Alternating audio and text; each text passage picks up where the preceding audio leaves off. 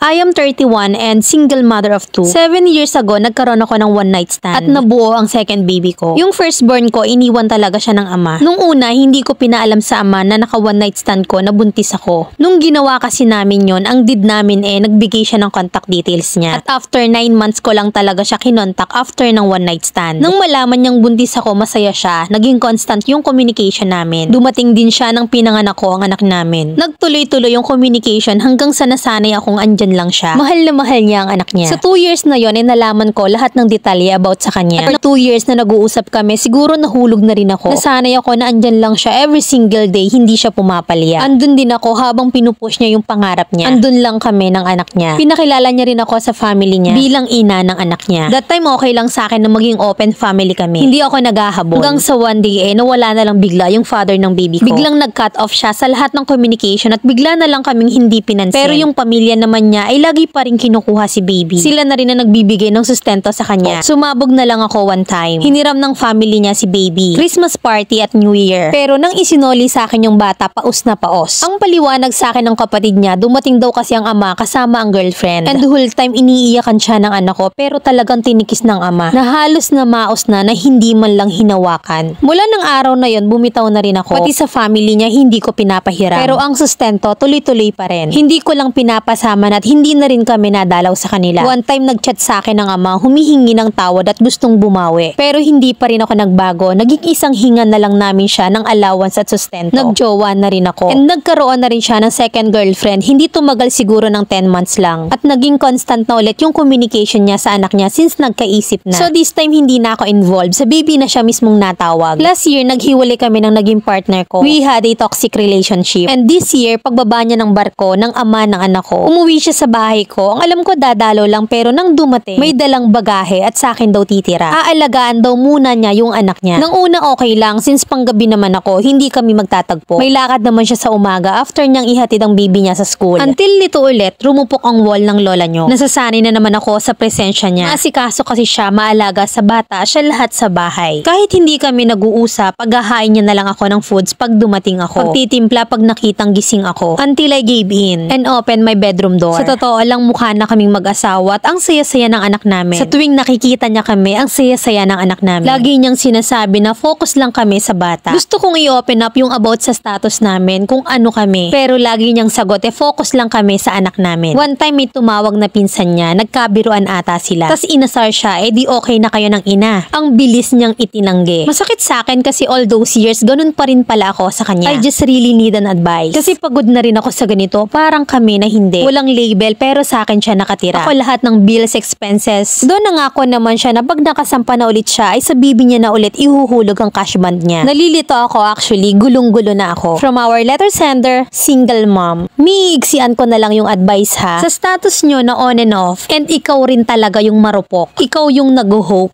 Even naman kasi ako, napakitaan niya ng ganyan na sobrang maasikaso. Tapos syempre mahal mo rin naman. Break a wall talaga But since nabanggit mo na ikaw lahat, so meaning may ipinakikinabang sa'yo. And also lugi ka rin kasi may nangyayari do wala kayong label. Sobrang strong independent kang babae, yun yung nababibes ko. But in the name of love, kulang ka pa rin sa lesson. Kahit alam mo sa sarili mong ikaw ang lugi, sumusugal ka pa rin. Sarili mo kaya mo ng paglabanan Kasi malaki ka na, alam mo na kung paano i-handle yung feelings mo. Pero ang bata ba kaya niya? Lagi mong isipin yung feelings ng anak mo. Paano kung masanay siya ng may ama? Na ganyan kayo na parang pamilya. At hindi naman niya naiintindihan ng mga label, no label status na yan. Is he or she can handle the pain? Maiintindihan niya ba yung status ng relationship nyo? Lagi mong iisipin na may anak ka. Sabay kayong nag-hope. At hindi kayo same sa pagtanggap ng problema. I'm hoping na mag-open at i-explain nyo sa kanya para naman next time hindi na maulit yung magmakaawa siya dyan sa ama niyang kabuti. Huwag mong isantabi yung pwedeng mararamdaman ng anak mo kapag wala ng kabuting lumitaw sa tag-araw.